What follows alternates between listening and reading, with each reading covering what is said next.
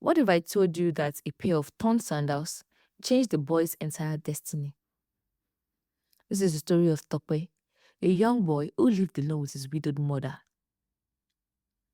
The house was still in darkness when Tope woke up beside his mother. A faint harmattan breeze slipped through the cracked window and brushed his face. He sat up slowly from the raffia mat and entered into the bedroom to have his bath. He rubbed his eyes and turned towards the corner of the room where his sandals rested. There weren't much of sandals anymore. The straps were weak, stitched over and over with thread.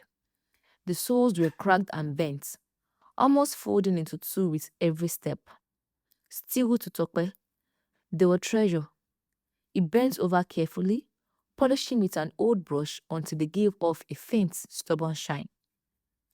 Mama Tope, who had been tying a wrapper tightly across her chest, paused to watch him. Her heart ached. She had promised him new shoes for nearly a year, but promises were easy to make and hard to keep when poverty knocked daily at your door. Every time she gathered a little money, something urgent swallowed it. House rent, kerosene, medicine. Still, she forced a smile.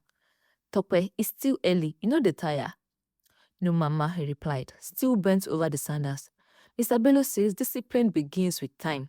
If I reach school early, it shows I'm ready to learn. Mama Tope sighed, reaching for a nylon bag.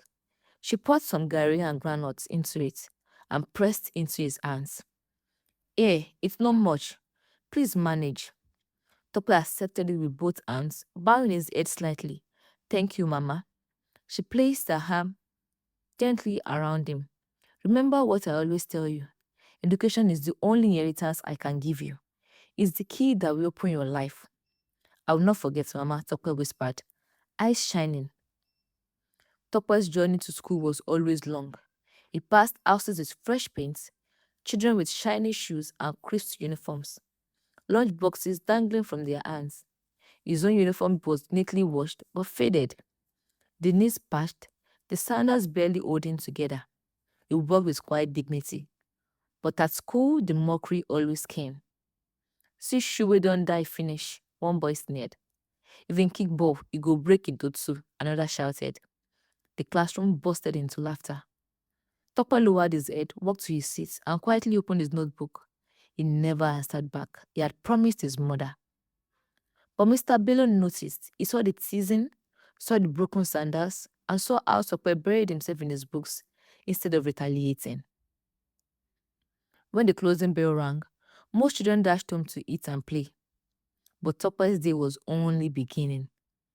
He balanced the tray of granules on his head, his small legs moving quickly along the dusty roadside.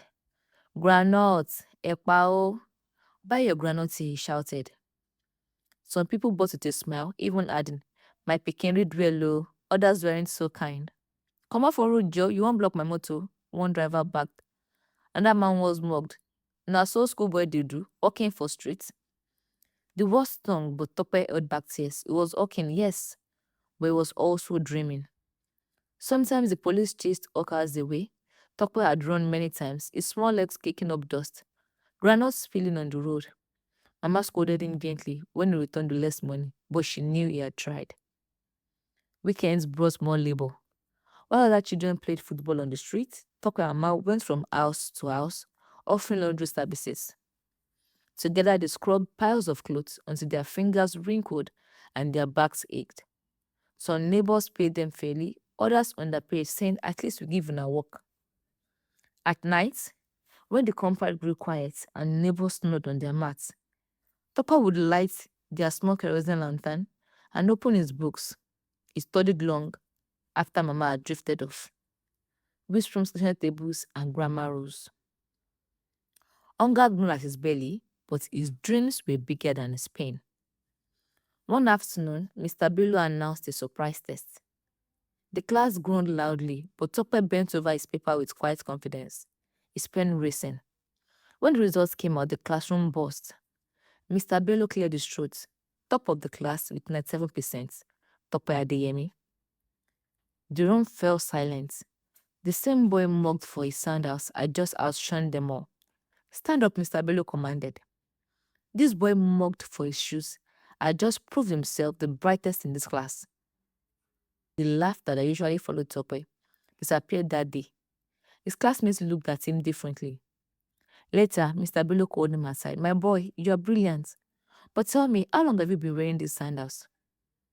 Tope paused, then whispered, since last year, sir. Mama says she'll buy another when God provides.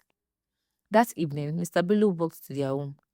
And Tope was startled to see him. I quickly offered him their only chair, sitting on the floor herself. Your son is a star, Mr. Bello said firmly. He must not stop halfway. From today, I will support him. I'll pay his levies, buy his books, and help him with shoes. Let him focus on learning. And Tope burst into tears. She knelt before him. God bless you, sir. I prayed heaven should remember us today. And he has. Years passed, Tope grew taller, stronger, and wiser. Every day, he carried his mother's sacrifices and his teacher's kindness as fuel in his heart.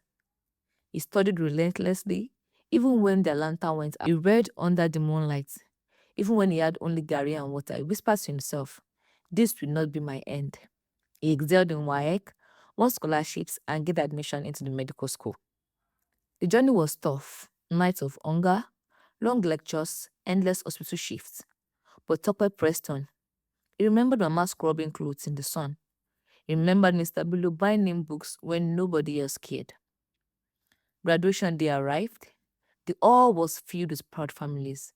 Tope walked to the stage in his gown. As the announcer's voice rang out, best graduating student in medicine, Dr. Oluwatope Adeyemi. He scanned the crowd and found Mama. Her wrapper faded, but her smile brighter than gold. Beside her sat Mr. Bello, grey-haired, but with eyes full of pride. When Tope was asked to give a speech, his voice trembled. I stand here today not because I am the smartest, but because I was carried. I am the son of a woman who worked granules, washed clothes, and went hungry so I could dream. I am the student of a teacher who believed in me when all I had were broken sandals. Mama, Mr. Bello, this success is yours. They all erupted in thunderous applause. Mama wept openly. Mr. Bello's chest swelled with pride. Topo's story did not end there. After years of sacrifice, he earned a medical residency abroad.